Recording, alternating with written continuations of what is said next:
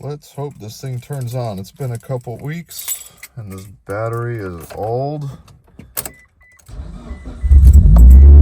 Oh, thank the Lord. Also, the floater on this thing does not ever work correctly. Like, this thing is all over the place when it's less than half a tank. I gotta change like either the fuel sending unit or the floater or something. It was way hotter today than I thought it'd be, but what's going on, guys? Welcome back to another video. I know the title of this video, and if you guys are watching this, it's Thanksgiving today. Happy Thanksgiving to you all and your family, your friends. Hope you guys are all doing well. We're out here at the old stomping grounds. My old college, actually. You guys probably remember. If you're new to the channel, you don't. Mount Sac.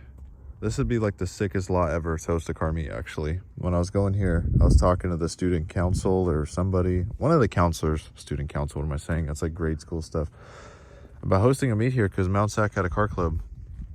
And if anyone watching this somehow works for Mount Sac or knows somebody who works for Mount Sac, one day it'd be really cool to get that video going, or that car meet going. Ugh, I can't even talk. But I wanted to make this video, and I'm going to try to keep it short, keep it brief. I don't want to talk your guys' ear off like I've done in the past. Why there's been such a lack of uploads. I know it's been terrible, and really just to jump straight in it with 2 feet, it's just I haven't been locked in, truthfully. I work a lot. If you guys don't know, I work at a dealership, car dealership, new car. And I work about 50, 60 hours a week. And my time management skills with trying to produce these videos for you guys has not been the best. And another thing, which I want to give you guys a quick backstory on this thing. If you guys are new to my channel, this is my 2006 Lancer Evolution SE. If you guys don't know what an SE is, they made different trim levels. GSR was like a base model. RS was the stripped model. MR was one that came with the 6-speed. It came with aluminum roof, HID headlights, and a couple other things, but mainly the main difference is the roof and the transmission, 6-speed. SE was basically an MR with the 5-speed, which people want with Evos because they're more reliable, and they don't grenade as easily because the case of the transmission is the same size, but the 6-speed has an extra gear stuffed in it. So what ends up happening is you break fourth, or has a tendency to overheat fourth gear, especially if you track your car. Even when they're built, just the design of the actual case size itself with the extra gear stuffed in it. But long story short, I bought this car off of Facebook Marketplace. Took about 2.5 months to pull the deal. This is a car from South Coast Mitsubishi. If you guys are from California, you know South Coast was like the hub of Mitsubishi stuff. They sold the most Evos as far as I know. Sam Smash used to be the dude back in the day. Shout out to that guy for putting a lot of Evos on the road. And basically, I really wanted something that was a good canvas to build off of, something that was relatively stock, not too modified, which for Evo standards, this thing actually is pretty stock. It's only got a fuel pump and injectors, ACT clutch. It does have a downpipe and exhaust on it, manual boost controller. It's not an electronic one. Yeah, it's like a manual one. Trying to think, nothing else really. And then I don't know if you guys have seen the last video, but we recently did the timing belt service, water pump. Installed CA 625 head studs, which is like the custom aged ones from ARP with the hardware. And that's pretty much it. We have a whole host of stuff coming up for this car, but for the long time, I'm gonna be honest with you guys, I was thinking about selling it. If you guys are new to the channel, my name is Josh. I film cars with you, or with cars, lifestyle, hopefully making a lot more other videos too, but we're gonna post it probably on a second channel because everybody gets very upset when I start posting non-car stuff on here. But so to give you guys some insight, I've been living on my own pretty much for quite some time. You know, I don't have the greatest relationship with my parents. I haven't talked to my mom in like 12 years. I haven't talked to my dad in about 16 years maybe. And I support myself. So everything that you could possibly think of, like my phone bill, car insurance, rent, the car itself, modification, food, everything, you know, like there's no outside help when it comes to the car stuff at all. And so I'm always calculating in my head, like, okay, what can I get out of the car? You know, horsepower goals, reliability, maintenance, everything. I'm a very critical thinker when it comes to that. And truthfully, I would go back and forth on this car quite a bit. I was like, do I want to keep it? Do I want to sell it? There's more modern cars. You can make more horsepower reliably, and the parts availability is better, blah, blah, blah. And to let the cat out of the bag, I was going to sell this car for a Mark V Supra manual. Once Toyota announced a manual Supra, I was like, damn, that'd be badass. You know, 800 wheel horsepower Mark V. And I know this is going to launch World War III. It's a BMW C4, blah, blah, blah, whatever. Honestly, guys, and you guys can debate this in the comment section yourself, Toyota pairing up with BMW was like the best thing they could have ever done. Rather than R&Ding their own engine and making an inline six that would only be around for like 5-6 years, because 2026 is the last year of the Mark V, and the price tag would have been way sky high. Just to give you guys an idea, in 1994 when the Supra Turbo came out, it was around 50 grand. I've worked with some guys at the dealerships that actually used to sell those cars brand new that are much older than me, and they basically said that back then the Land Cruiser and the Mark IV Supra were in the 50 grand range, which is insane for the 90s, by the way. Like 50 grand in 94, 95 was a ton of money. Nowadays, MSRP on a Mark V Supra, depending on the trim, is anywhere between 57 to like 62 plus tax. And it's actually really good if you think about it. So obviously 58 grand in 2025 has way less purchasability than 1994. It was a ton of money. And at the time, people didn't really know what obviously JDM imports were. They were like, why am I going to spend 50 grand on that thing when I can pick up a Porsche, I can buy a BMW, I can buy something more luxurious that has name brand attached to it, people know it. And the Supra just didn't have much hype, and they actually just didn't really sell that well, especially in the US market. They didn't make many of them. So anyway, I was going to sell it and be a B58 boy. I decided that'd be a terrible mistake because this channel has been mainly based on Mitsubishi stuff the last few years. And I feel like my heart just belongs in the Evo. I don't know.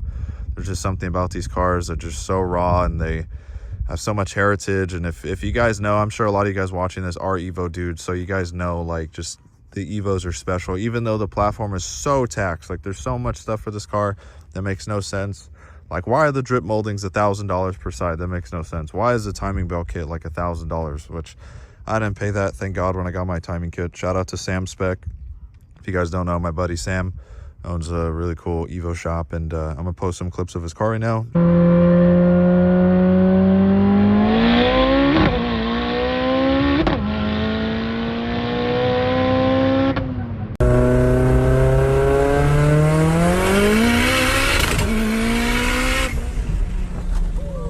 Just because you guys should see it. Made like 1100 wheel when it was running. He's fixing it up or whatever. More on that later. But yeah, this platform honestly is just as taxed as any like JDM legend car. Like if you're thinking like Supra, GTR, which some of the Nissan stuff is going sky high, like just because of the obsession with it and the rarity of some of the parts. But this has always been, since I've been around Evos, pretty taxed. I mean, it used to be a lot cheaper, you know, when I first got into Evos in like 2017, but now the prices continue to go up. And right now is actually a good time to buy one if you guys are thinking about it, because I think the prices will continue to go up. There's like a new wave of Evo people picking up these cars, and they're realizing kind of like the collector value side of it, especially all-wheel drive, manual, very analog. You know, there's not, you know, 40 modules in this car like a modern car. And yeah, the value is just going to continue to go up. Just like any car that's discontinued, market value always is determined on how much people want it, and then also how much is the thing available. So if the thing's kind of rare and the demand is high, the price just goes up. Pretty easy to understand. But now is the time where we're finally sinking some money into this thing, and I wanted to make this video and kind of talk to you guys a little bit before a whole bunch of stuff starts coming out. I have been going and filming at meets. I have been filming a little bit with this car, which we picked up more goodies for the car. I'll show you guys another video of it. We're going to finish the complete suspension overhaul. By this point, hopefully, you guys have seen the suspension video, which I might be shooting myself in the foot here, but we did BC Racing coilovers on it. We did the white line, was it the anti-bump kit or steering correction kit? I don't even know what the hell it's called, but it comes with the ball joints and tie rod ends.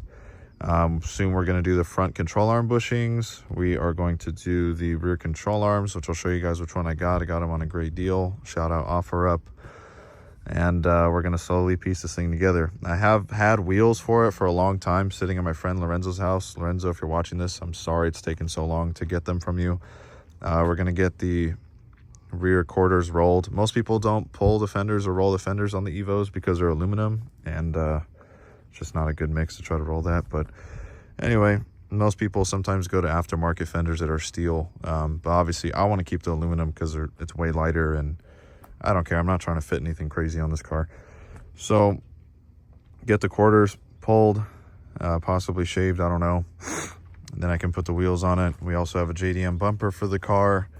Then now, once I get the bumper thing situated, we can actually put a full exhaust, because if you don't know, for Evos, you actually have to buy your exhaust based on what bumper you're running. There's the USDM, which is this big fat one.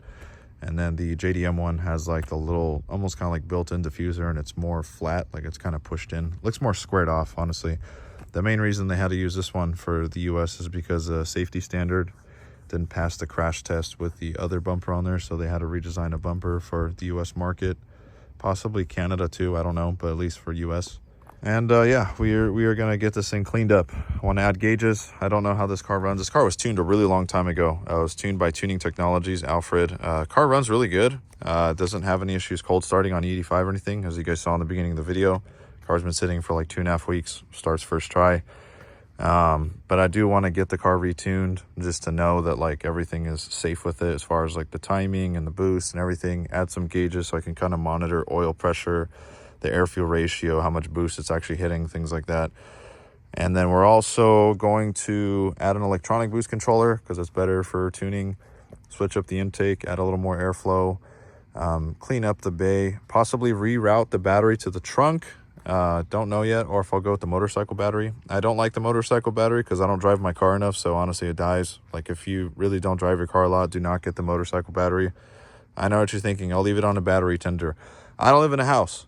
I'm poor. I'm renting an apartment in Southern California, so I don't have access to power in my garage, unfortunately. So I can't leave it on a battery tender, and I don't want to do that because I just don't access my garage super often, so it'd be kind of inconvenient. It's just better if I reroute the battery to the trunk. Better for weight distribution anyway, so it actually has a functional thing, and it kind of creates more room in the engine bay. So, but mainly, guys, truthfully, my mental, I guess you'd call it mental health, just really hasn't been in the world's greatest place. Nothing happened before someone thinks, oh, you know, like, has something to do with your girlfriend or family or anything. Everybody's good, knock on wood. There's nothing, it's just a me problem.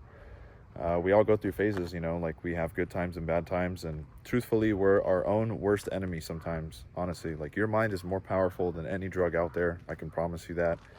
And if your mindset is not right, like if your health is not good physically and mentally, it's very hard to do good things. Like, if you're constantly just not in a good place or struggling to focus, I highly recommend you guys to clean up your life, whether it's your diet, whether it's exercise, whether it's supplementation, whether it's journaling, you know, writing out your thoughts, holding yourself accountable, and really trying to take steps in whatever direction you want to go. Because if you don't have some kind of process of understanding, okay, I'm here and now I want to go here, it's gonna be very hard to move. You're gonna get stuck or be stagnant. And that's kind of where I've been at for like the last, like, I don't know how long it's been since we've been filming videos. It's really hot today too. It's like 80 something degrees and we're in winter technically, right? And I'm gonna fix it, you know. One day maybe I'll talk to you guys more about what was kind of self-destructing my mindset. It was nothing crazy, you know, but just to give you guys that insight. So if you guys are suffering out there or trying to get something done, or you feel like your life is so monotonous and repetitive and you're just not getting anywhere, that way it'll help you guys out too. So that way you guys can solve that, you know. But you know, I just wanted to come on here, tell you guys that we got plans for the Goofy Boo Boo box. This thing looks really cool in camera or far away, but it is so dinged up and the paint is not great and hasn't been washed in like 3 months. It's due for a lot, but just wanted to tell you guys that we got plans. There's not a day that goes by that I haven't wanted to make YouTube videos, or that I haven't thought about making YouTube videos, or like just like the car and things like that. And it's also a little difficult where I live, not to make excuses, but if I lived in a house where I had access to like a driveway and a garage, I think we would have put this car together sooner. And I wasn't so indecisive thinking about the financial side of it, but we are going to get it rocking very soon. And I'm also going to start uploading a bunch on my other channel. I want to post more videos in general. It's just very difficult because this is kind of like a car channel, and I don't want to like burn anyone out with like not just posting car stuff, because I feel like that's what people subscribe for, which is understandable. So we'll probably launch the second channel very soon. A lot of stuff that's going to be useful for you guys: mindset, lifestyle, like entertainment, all of the above. and then we'll obviously hit it hard with the Evo project, which also, to make you guys excited, even though it's been a long time coming, we're going to be buying another car too. I have a lot of stuff for this car planned. There's quite a bit of things that will kind of keep me going for a while. It's going to get painted, we're going to change the color on and all this stuff, and it's going to be a lot of money, but I'm planning on making this Evo my forever Evo, so you guys are going to be stoked on the color. I've never seen an Evo the color that it's going to get painted. Like 90% sure of that, and that'll be good. But we're going to buy another car actually, guys. It's going to be a really exciting one. It's going to be, either car is going to be something I've never owned. I'm not going to tell you guys what it is. Maybe I will as we get closer to that, but got to move some stuff around, got to liquidate some stuff, and then we're going to get there soon. But I hope when you're watching this that everything is going well for you. I hope that you guys join us on this journey of building the car. I'm going to show you guys everything too, guys. A lot of people don't post out there with cars is that shit happens and stuff breaks and stuff doesn't go your way. I'm going to show all of it. Most people like to only post their highlight reel. They don't talk about if they break something. They don't talk about if something negative occurred. I'm showing you guys everything that actually happens because there's too much edited, filtered, like unrealistic things on social media nowadays. Like, it's honestly kind of bad. Like, YouTube used to be this or social media in general used to be very transparent, very honest thing. And now people don't want to show that, which is very bizarre. Like, when we're all human and we all know that you're gonna have good days, you're gonna have bad days. It's impossible to live like you're on the Disney Channel all the time. You know, at some point you gotta step off the set, you know what I mean? So we're gonna be showing you guys all that, and that'll be really exciting. A lot of Evo knowledge, a lot of stuff is gonna be shared with you guys, stuff that people don't really put out there. I look forward to it. Again, wouldn't be possible without my buddy Sam and all the other people who have kind of helped me along the way, both past or present. I recognize you and I appreciate you. It's a very small community of people. So I hope you guys made it to this point in the video. Hope you enjoy your holidays with your family and loved ones. Be safe, and look forward to the next batch of videos that are kind of old at this point, but I don't want it to go to waste. So with that being said, I'll see you guys on the next video.